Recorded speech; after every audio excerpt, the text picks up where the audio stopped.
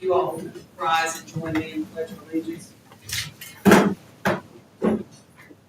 Pledge allegiance To the flag of the United States of America and to the republic for which it stands, one nation, under God, indivisible, with liberty and justice for all.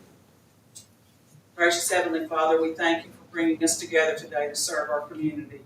We thank you for the many blessings of this day. Help us to listen and to work together with respect. Bless this council, our city staff, our citizens, and all who work for the good of this community. We lift up this prayer in the name of your beloved Son, Jesus Christ. Amen. Just a few will reflect our roll call. Item 5, approval of the consent agenda, items A, B, and C. I move for approval of the consent agenda items A through C. Second. Probably moved and seconded to approve consent agenda. Councilman Marshall, Yes. Councilman Grimmett, Yes. Councilman Driscoll, Yes. Vice Mayor Meisel. Yes. Item 7, discussion and possible actions to approve the change in position title from Tourism Director to Director of Economic Development, Tourism, and Community Development. So basically, this is, we've expanded a little bit of what we're looking at doing and trying to do that. And turn it on, not mistake that. Turn it off yet. Basically, we're trying to expand the summer economic development and to do this, Tony's been working on along his community development, but also a little bit of our economic development. It's just a title change so that we can start working and she's gonna be absorbing some of those other things. Start working a little bit more on economic development and so forth. And so that's basically, it's just basically changing the title. So it's more recognizable when people start calling and saying, hey, we want to speak to economic development, not tourism director. I will say, just because we had spoken, I thought Right. mentioning that, tourism, hotel tax funds, again, I'm not an expert in all those areas. But if you do economic development, and I was asking Joe that if it wasn't explicitly listed in the ballot measure that passed, that economic development was there, that it may create a problem in funding when we do audits and stuff.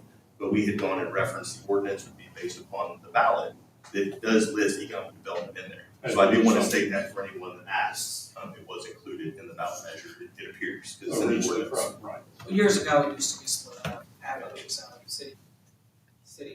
Hence why I'm saying what I'm saying. I'm seeing it in the ordinance that's listing it as economic Right, development. so when we developed the position, or we started developing the tourism tax, that ordinance, that money that's being collected can only be spent what it's voted on. But that's in that ballot, as an ordinance to be voted, that we can't spend it for economic development as well as community development. So it's the same money, it's just now, I just want to same, kind of it's just tourism, it's just her salary, the rest of it's gonna come a little Good bit point. back. Totally in support of that. And with that being said, I would make the motion to approve the change in position title from tourism director to director of economic development, tourism and community development. Second. Probably moving second to approve action item number 7. Councilman Marshall, Yes. Councilman Driscoll, Yes. Councilman Grimmett, Yes. Vice Mayor Meisel. Yes. Item 8, consideration of a request from the Reynolds Recreation Center to expend $13,309 from the Reynolds Recreation Center Special Fund for the replacement of a broken cable and torn gymnasium curtain in the basketball gymnasium with possible action. Concur between. Yeah, it's 15 years old and it's Been abused, been abused. yeah. When the people that service it came, they found one of the cables was framed and was afraid it would eventually break it. So they looked at the whole thing and they found places where it was tore that they needed to replace. So, and then let you know, he did expand, he did some research, who else could replace it? And I don't think we've got anybody that can actually replace it Because they would cancel our contract with them and we got partitions in the multi-purpose room and the gym that they work on, so. So they got you. Yeah. Needs to be done, I guess. I'll make a motion. Second. Probably move second to approve action item number 8. Councilman Grimmett? Yes. Councilman Mershon? Yes. Councilman Driscoll? Yes. Vice Mayor Wise? Yes. Item 9, discussion and possible action to approve the proposal for professional services related to the preparation of an environmental document necessary for the city of Falls Valley to comply with the U.S. Department of Housing and Urban Development National Environmental Policy Act responsibilities, and to authorize the city manager to execute all related documents. So basically, this is our HUD grant that goes through the spillway. This is our first process. We have to do an environmental study. We have to approve because it's in their scope of work. We have to have the minutes to approve. The company that's still doing it is the same one, Meshek, which is, they're doing the grant. It's just one more thing we have to do. This is our first process of finally getting our grant out and moving forward. Once we start getting the documentation, so you're going to have this environmental study, and we just have to approve it, put it in the minutes, so that we can start the process. Does this come out of grant funding, or does this? This will be, it's come now, but once it's doing, it's approved, then they can reimburse us for grant money. What's the ETA on this thing starting? Say what? What's the estimated time of this starting on this project, being actually construction? They haven't gotten that far yet. I mean, it's like, we've got the plan, but we gotta do the environmentals, and then the environmentals, basically HUD is not going, until we get the environmentals, HUD won't step up and say, oh, here's your funds. So we really, until that comes in and get the environmentals, we don't know. It's almost too good to be true, so I just wondered about the law. We're funded, we're funded. We're funded. And It's just is the fact- there any situation it could be clawed back that you're aware of? Right now, I don't think it can be clawed back.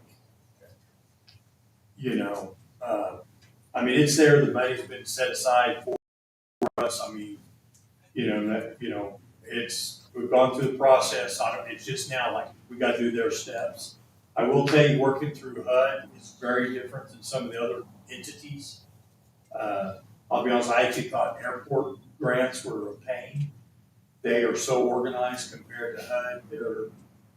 HUD is everywhere. You call them, you're like, hey, I'm talking about this number, and they don't even know what you're talking about.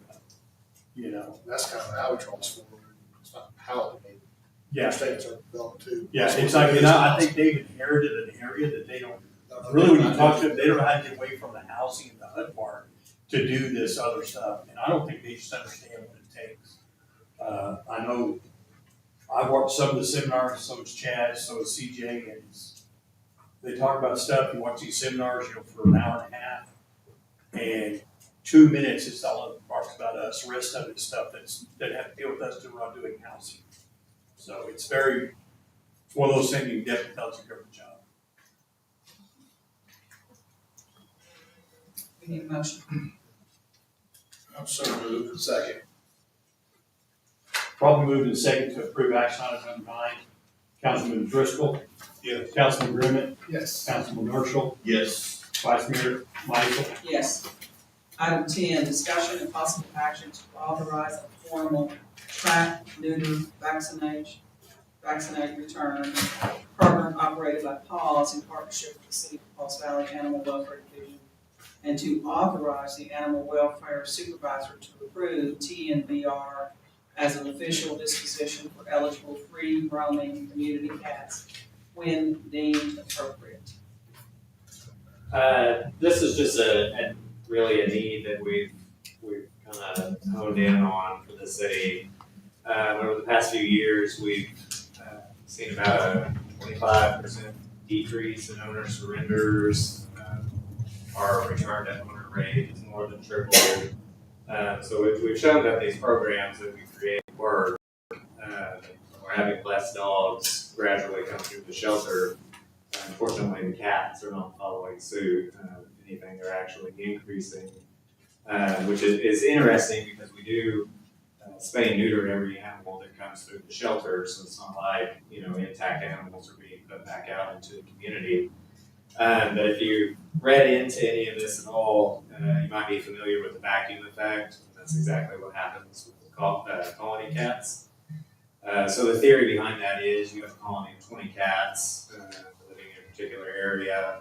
You pull out those 20 cats, run them through your shelter, whatever disposition happens. 20 new cats move into that territory or 30 new cats move into that territory. The hope with the TNVR program would be that those cats are still trapped, they're still vaccinated, they're still spayed and neutered, but where appropriate, which obviously not everywhere would be appropriate, but where appropriate, they could be re-released into those locations, whether there's a caretaker there or whatever means they have for survival there. It's also obviously a better opportunity for cats that are just not adapt to a home style living. Our hope is that we can decrease the vacuum effect of some of these areas across town, which is going to reduce the intake on cats. This will be a reduction of costs, obviously, for paws, because you're not running through a full diagnostics panel for every single animal that comes through there. They would get the core basics. They're going to get stuff for general preventatives, dewormer, flea tick, rabies vaccinations, obviously, just to keep the community safe. And then they would be spayed and neutered. It's widespread and well known to ear-tipped cats that go through these programs, and so we follow suit on that too. So it's something that people can visually see, that cat maybe doesn't need to be trapped, that it's already been processed. Obviously, if we have social cats, or maybe we suspect that a cat could potentially have an owner, whether that's because it's tagged or microchipped, obviously we would still go through our normal process of trying to reunite that animal. And it still wouldn't okay people to just turn out, 50 cats in the neighborhood and make that okay.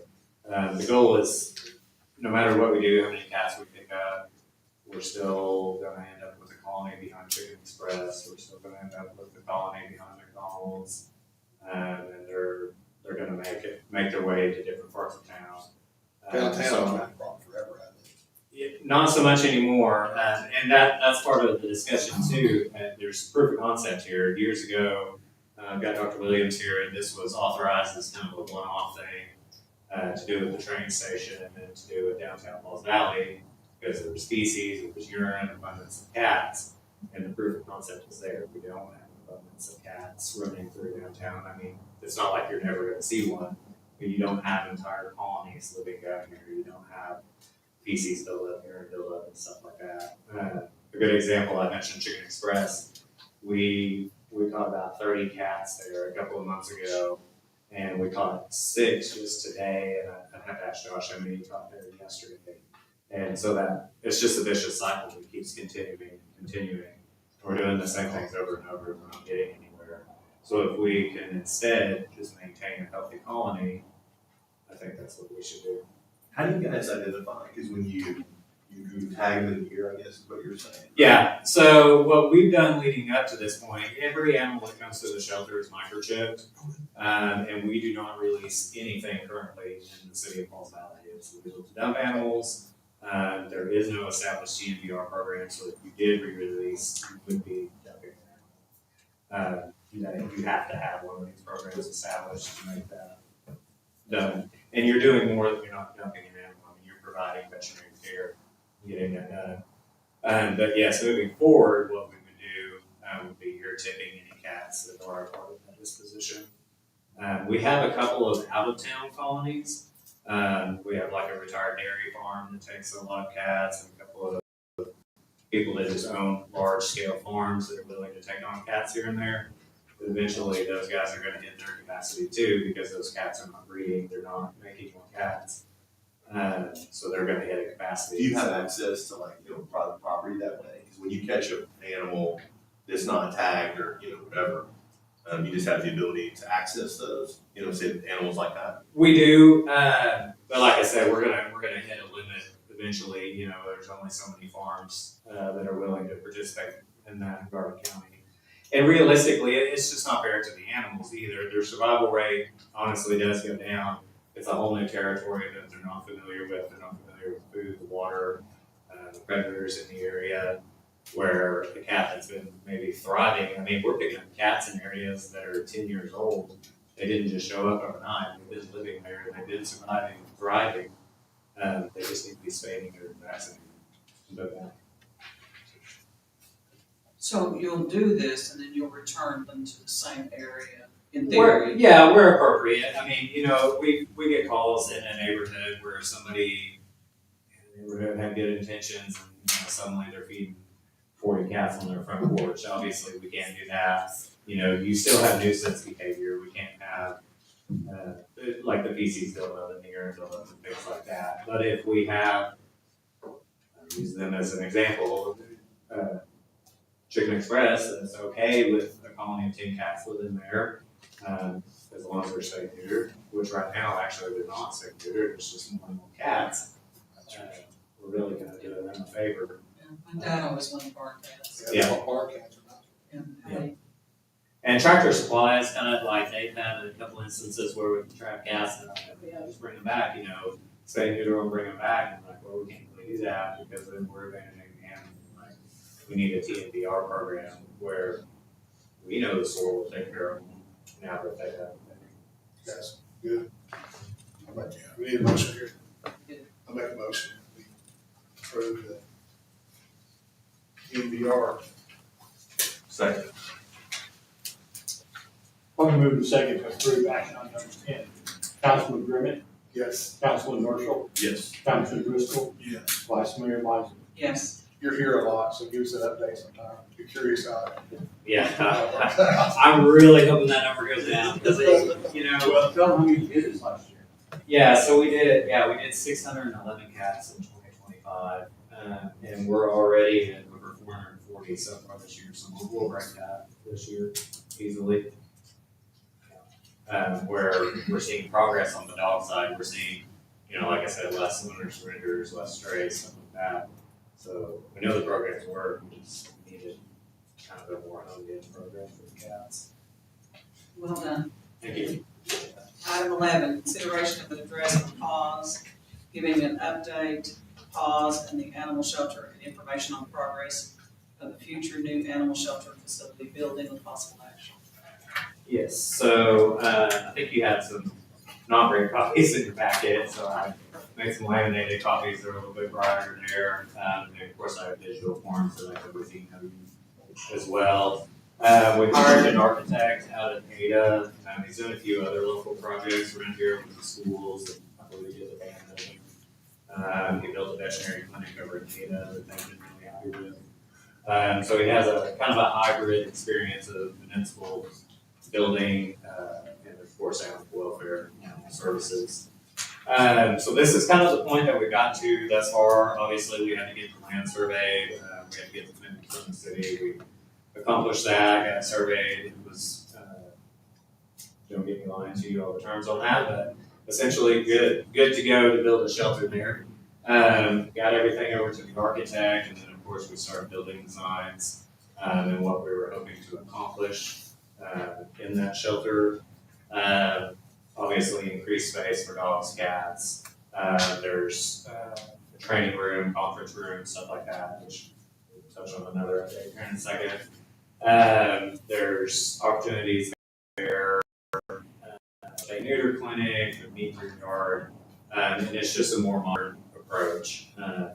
When that shelter was built originally, what we have now, it was not designed to take care of 1,200 animals a year. We make it work and we do what we can, but obviously it was time. So from here, we went with the visual outside of the shelter, just so we had a kind of a concept to share with the community. And you guys are really kind of the first ones that have seen these. We've not shared these outside of our organization. And assuming, I'm sure you have a lot of questions, assuming you're okay with things thus far, the next goal would be to really launch that capital campaign and just keep moving on to the next step. That's great. Just on the map, and I'm just, this is just a clarification. The area that's back behind the back end of the shelter, is that the lift station? Lift station? You got that little bottom Yes, yeah, and they got that boxed out where we wouldn't. We still have access to it? Yeah, Yes. the city had access to that, and he's looking at putting like some retention ponds in there too. One, because of the drainage, and two, because of the section there. Yeah, no, she's got the little square kind of drawn, those little two little gray areas. Those That's are what I cut out. retention ponds. Yeah, road access. This is a really stupid question. I gotta ask you, I'm sure you went out and looked at a bunch of animal shelters. Oh, yes, yeah, all the time. We, another update, we actually teach a lot of other shelters. We are kind of an example for others. Before I move on to that part, though, if you have any questions thus far? That's great. I did want to clarify, because even my staff actually had some questions. A couple of spots in there, and it's really not the best terminology, but they put exam room general. We're not having that many exam rooms in our shelter. We'll have certain rooms for certain things. So if we have, puppies waiting for surgery, or if we have upper respiratory cats waiting on whatever, it'll be rooms designed for specific purposes. But he has it just listed as an exam room, because we don't really know quite yet, what will be each exact room. The runs you had, she was like 30. How many runs do you have in current? So we have 20 right now in the open public, and then we have 2 in our quarantine room, which there's a little bit of quarantine expansion there too. And currently the dog quarantine and the cat quarantine are actually the same room in the current shelter, and that's another separation there. So far, knock on wood, we've maintained a fairly comfortable capacity on dogs for the most part of 2026. We've had a few spikes in intakes here and there, or something random happened, but we've been able to rally the community and encourage fostering and stuff like that. So it's not where I think we need to triple the amount of kennels by any means. I see a lot of your postings, and you all do a good job Thank you. expressing your need in the community, so well done on that. Thank you. Which is obviously important. Thank you. So Yeah. you do a good job because it's important to you. I appreciate it. And then just some of the other shelter updates that we want to share / pause updates. Just like anything, we have our board. We have a new board this year. We welcome some new members. I'm sure you saw it in the newspaper. Our new board president is here, Marty Little. And Dr. Williams is now on the advisory board. Helps steer the vote, give them our best advice that we can. And then we have other new officers as well. Becky Ledbetter is our new vice president, so she'll be coordinating in our organization, vice president, other than supporting the president. Their role is also to help coordinate events. So that's part of our role. Jordan Hurley will be treasurer, and Kayla Maney is secretary.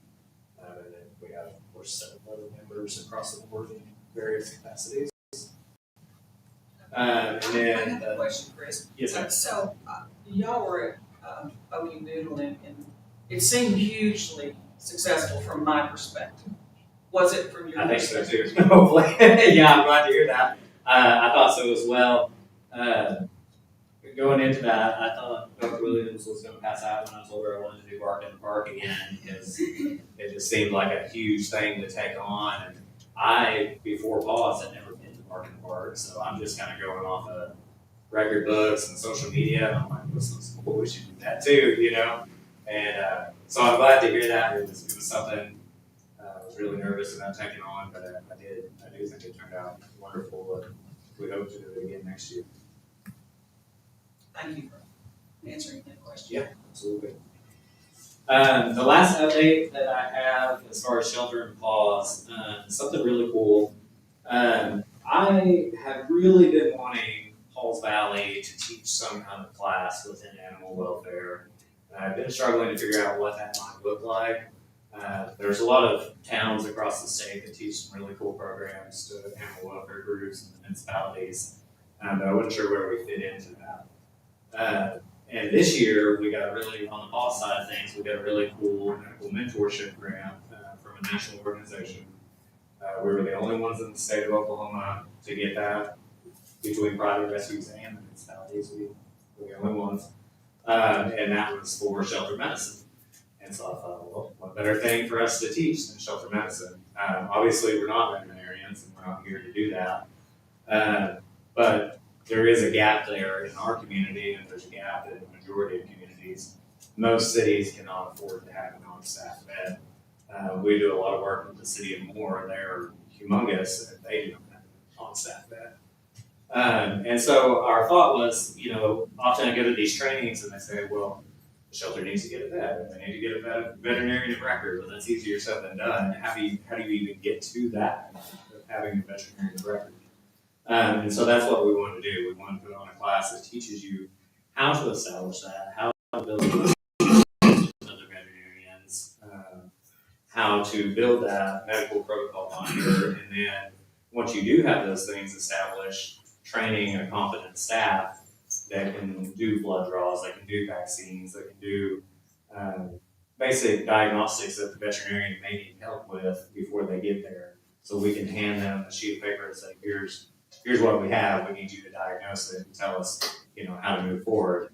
Versus most shelters, they're having to load up every animal, take it to a clinic, pay for an appointment, or the ones that are fortunate, like us, we have a vet that comes in once a week. You kind of want them in and out of there. You want them as quick as possible. They don't have time to spend 3 or 4 hours in there. So if you can have everything kind of packaged neatly and put together for them, it's going to make their life a lot easier. So I put together just this course concept of what I had in mind, and I pitched it to 3 different veterinarians, and I pitched it to the Oklahoma Animal Control Academy and said, hey, this is what I'm trying to accomplish. And nervously awaited their responses because I didn't know what they would say because no one else is doing this in the state. And all the veterinarians were super excited about doing it. And the academy reached out and said, hey, we teach a shelter management class, but we've been looking to replace that. How would Pauls Valley feel about falling under the umbrella of the Oklahoma Animal Control Academy and this becoming part of our coursework for the academy? So why that's important and what that means for the city, that's a way for us to put on this class and teach the class and get registration from all across the state of Oklahoma, but the participants can still get their continuing education credits that they need to keep whatever certifications they have current. If they fall under the police department and they need fleet hours, they're going to be able to obtain those. All of the coursework that we were identifying in this program and putting together in one package is already accredited through this academy. They just need somebody to do it. So it kind of spiraled from there. We got 3 vets to say yes. We got an academy to say yes. Reached out to Mike at the rec center. He said we can host it out there in the conference spaces. And we've got a couple of banks putting on the luncheons. The national organization that gives the medical grant. Now they're looking at supplementing it as well. And the goal with this, if this first seminar goes well, it'd be November 19th and 20th. If it goes well, the Oklahoma Animal Control Academy would host that seminar, a spring and fall seminar each year in the city of Pauls Valley. We reached out to the hotels today about maybe discounted rates or using a room out there for some of the class or what that would look like. So I think it's a really awesome opportunity for the city of Pauls Valley to do something that no other city is doing. What numbers are you thinking for your first seminar? So when they do the shelter management seminar, they do anywhere from 30 to 40 people. It kind of depends on the instructor package that they have for that course. I will say any class that I've ever taken with that academy has never had an open seat. They always run out of spots. There's never an open seat. So it wouldn't be massive each time, but it would be consistent each time. Grow too. Yeah. That's great. That's all I have. Thanks, Chris. Yep, thanks. He's put a lot of work into this, and Yeah, he probably done it in the day. I think it's great for people to, it's a way to showcase what he's doing, but also Pauls Valley as well. item number 12, discussion and possible action to adopt resolution number to be determined, establishing rates and procedures for record searches, copying, reproduction, and certification under the Oklahoma Open Records Act, including staff search fees, copying fees, advanced payment requirements, electronic record provisions, and applicable fee exemptions. So recently, y'all were in some of our conversations about putting open records requests. Some of them have been quite large, and some of them also come in, they put them in, and then we put all the time and effort, then walk it, we don't collect anything like But we started finding we put a lot of time into it, and currently we were charging $10 an hour and 25 cents a page. Well, the 25 cents a page is a state statute, we really can't change yet. But we can change and make our research fee compatible with their salary. And that's where some of our change brought that up to charge people for that. You know, like I said, Chaz, being the clerk, clerk of record, does most of the time, well, sure, she wants to be paid more, because I'm not, we pay her more than $10 an hour, but it's like, that's what we were charging people for doing the research time. So we put this in it, and Jay and Brett put a lot of time back and forth. They came up, and I think you got to the resolution in your packet. Does change the price, it does change some of the things that we can look to make it change too. But that's the reason why I just make it more comparable to what the rate is. We haven't changed this rate in a long time. So that's what it basically comes down to. If you have questions, Jay can probably answer a lot of them. The fees that we came up with, certain categories, right? And did we pull that from cities our size, or from city ordinances, or like where did those sort of numbers come from? Yeah, like the fees for per hour, you know what I mean? Not the 25 cents and $1 for the certified, but the actual per hour fee. Yeah. It was basically what Joe and the staff felt like it really cost. In real time. Yeah. Well, the legal fee's cheap at $85 an hour. Actually, Much yes. higher than that. Yes. So, yeah, no, we didn't poll other places, but we can. And I get the idea of why the per hour is there, because you don't want requests to be so excessive that actually stops city business. Because not like we have this a dedicated researcher. We have one right now. Yeah, you know what I mean? So, I understand where the fee comes from. Well, and the fact that they have to pay a substantial amount in advance. And so, doing all that work and then walking We have away. some people here that come in, they put them in, there for a while, we had a person put them in every month. But he would never pick them up. We would buy them, we're sitting there, we've got them ready to pick, we want a couple puts in Even another doing one. all that work. And we put the time in, and it's costing us, and you're like, well, someone is taking their time from the thing, and, if we had stacks of them in there, like, well, they just call for the next one, don't pick them up. So we needed to address some of those issues. Now there are certain things that still fall under state statutes. If a person or a organization is putting out and it's going to be for public publication, like one of the newspapers comes in and asks for an openness, we cannot charge them, that's the state statute, that's part of it. But when individuals do it for their own research, their own thing, we get those, in the last few weeks or the last few months, they might get one once a week. And they vary from everything, we just got one yesterday. Now it was a very short one because when we did the research, it was 1 page. But they were very specific, they only wanted one thing. We have some that just are wide open. That was why we're like, we've got to make some adjustments to make this. And we did some research and found that we are charging very little compared to other cities. We didn't really break the rates, we just did the deal and then we talked, we went back and forth. Again, there are some state statutes, so I will tell you a lot of it. We started the process. Jay and Brett, our attorneys, they broke down and did the meat of the thing, because I didn't want to, we needed there because it goes along with state statutes, and there's some of those, there's some lines there that are very close, we want to make sure that we're not crossing. We've actually cited the state statutes in And I see it in resolution. the language of the resolution. Thank you for that. Motion. I'll make a motion. A second. Probably moving second to approve action item number 12. Councilman Grimmett, Yes. Councilman Driscoll, Yes.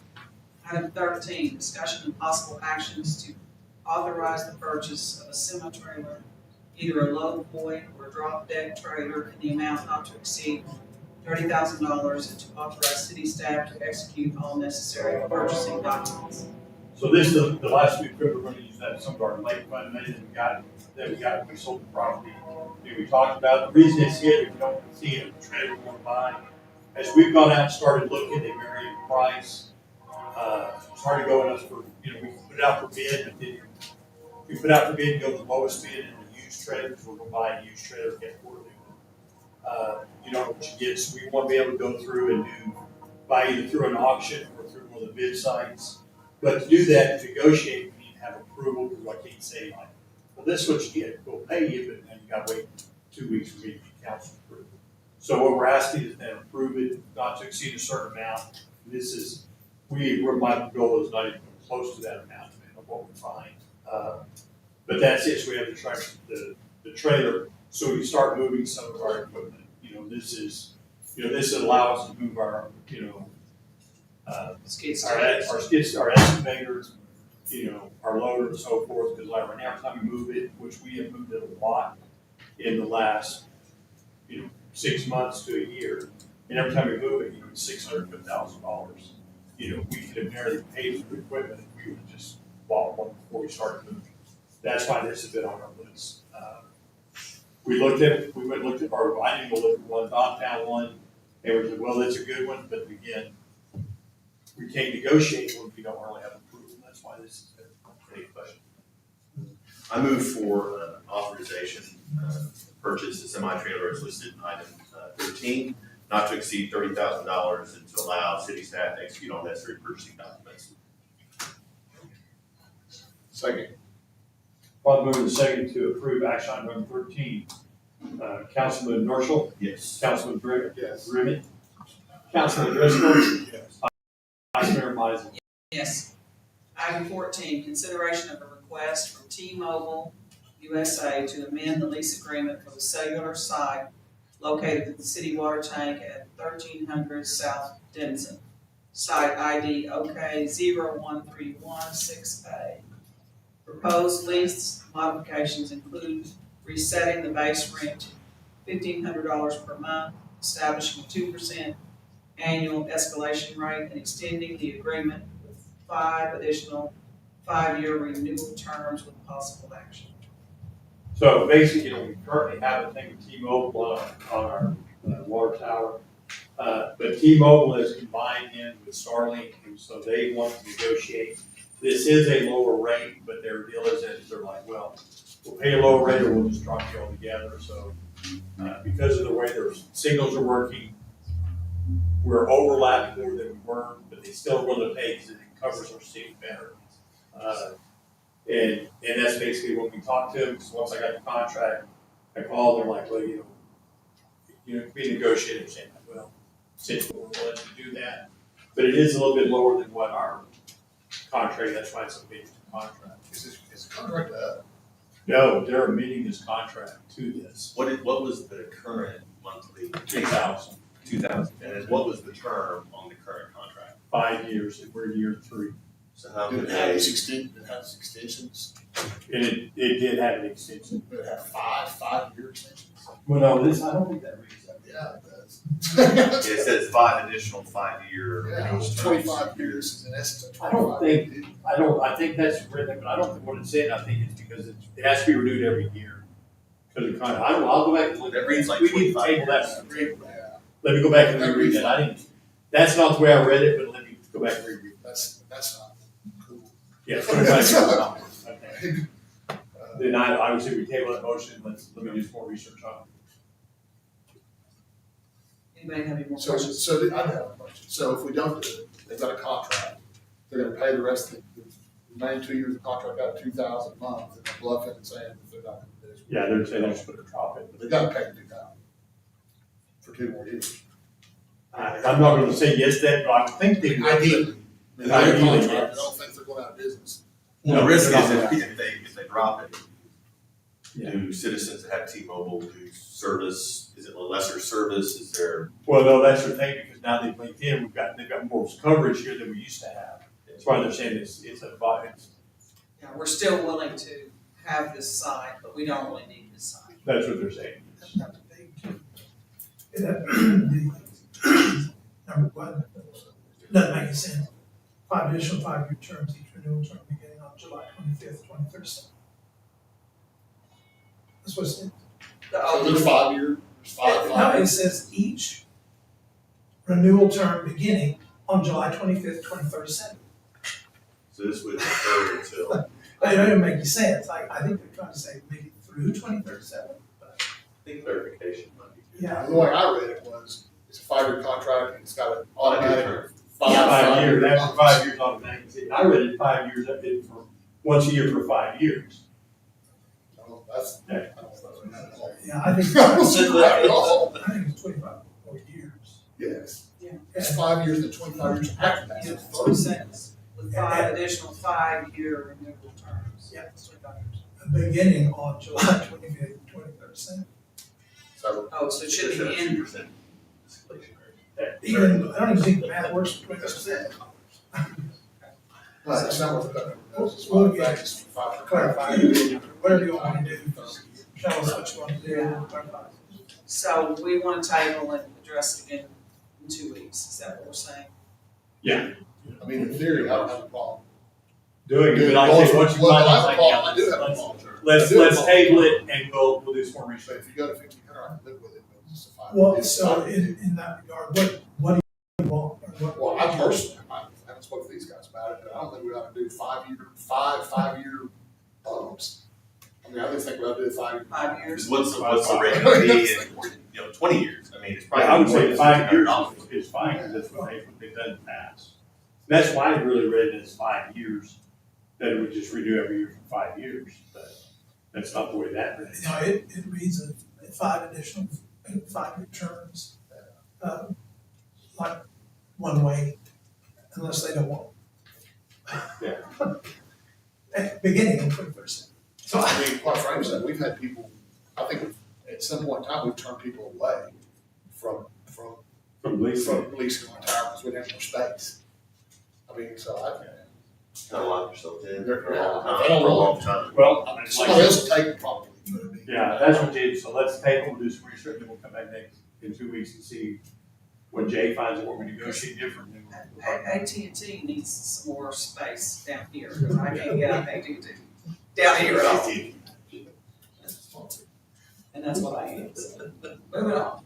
Item 15, discussion and possible action to enter executive session pursuant to 25 OS 307B3 to discuss the proposed sale of city-owned real property We in the don't, terms. yeah, don't need any updates. So item 17, new business. None. Item 18, welcome everyone. Thank you for coming. 19, city manager comments. Okay, our water's doing much work. We are going to go back and switch. It'll go out tomorrow about going to a hot and even for watering until some of our heat goes away. We start cooling down and get some more rain, which will be better for some of our people that we're looking, some of our restrictions. That'll be better on that. We do need to start looking, trash trucks. Trash trucks, earlier this morning, we had all 3 of our trash trucks down. You need a new one? Well, no, not to do it, but we still have 3 others that we need to address and we're gonna have to look to. Our goal was to replace, last year with the new, they get a year and then replace another one, but I don't know if we're gonna make that far. So you'll hear some other things about looking at the trash truck.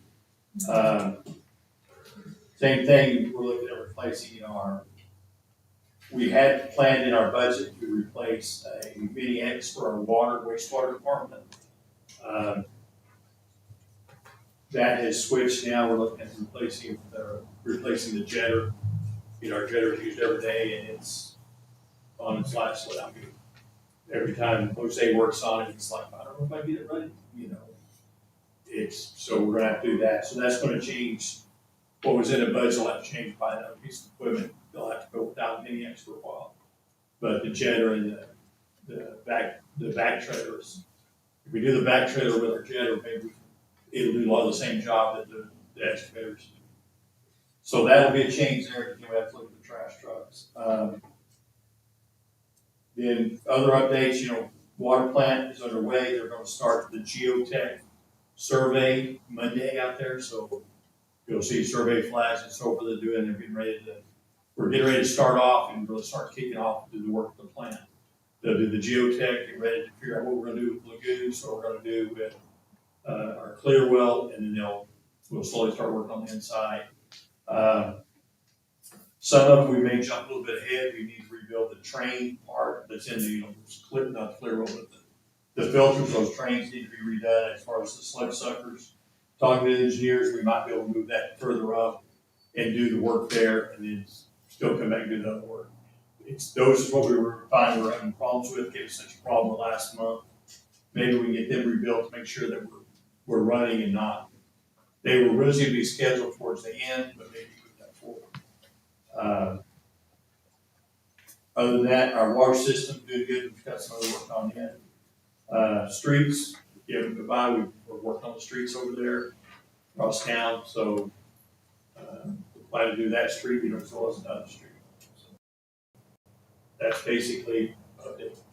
Doesn't you have any questions? Okay. Item 20, city attorney comments. No comments. Item 21, city council comments. I have a question for Chief and Mark. So I saw online that our fire departments, because we have so many rural fires, need water and hydration. Is that true for us? I'm good on water right now. I've got basically a full pallet and Jet Stream, Casino donated to us. And then Walmart also donated us a full pallet. So I've got plenty of water right now. Now, if we continue having this in a month, I won't. But yeah, so I mean, We don't need a Gatorade drive right now. no, not yet. I mean, these smaller departments around, possibly, because they're just as busy as we are. We were in Bellevue yesterday for 4 hours. And they were on the news. It's been on the news a lot lately. Any other comments, questions? Item 20, a motion to adjourn into. Make a motion to adjourn into the municipal authority. Second. Probably move second to adjourn into the municipal authority. Councilman Grimmett? Yes. Councilman Marshall? Yes. Councilman Driscoll? Yes. Vice Mayor Mizel? Yes. Chaz, will reflect our roll call. Item 3, approval of consent agenda, items A, B, C, and D. I move for approval of the consent agenda, items A through D. I'll second. Probably moved and seconded to approve the consent agenda. Trustee Marshall? Yes. Trustee Driscoll? Yes. Trustee Grimmett? Yes. Chairperson Mizel? Yes. Item 4, discussion and possible action to adopt PVMA resolution number to be determined, establishing rates and procedures for record searches, copying, reproduction, and certification of the Oklahoma Open Records Act, including staff search fees, copying fees, advanced payment requirements, electronic record provisions, and applicable fee exemptions. So this is the same one that's in the city. We just has to mirror PVMA because we get requests on that, but it's the same one, but we just have to have one on each. For the authority of the city. Item number 4. Second. Probably move the same to approve action item number 4. Trustee Grimmett? Yes. Trustee Marshall? Yes. Trustee Driscoll? Yes. Chairperson Mizel? Yes. Item 5, executive session necessary. No. Item 8, new business. None. Item 9, trust manager comments. None. Item 10, trust attorney comments. No comments. Item 11, trustee comments. Item 12, motion to adjourn. So moved. Second. Probably move the same to adjourn. Trustee Marshall? Yes. Trustee Grimmett? Yes. Trustee Driscoll? Yes. Chairperson Mizel? Yes.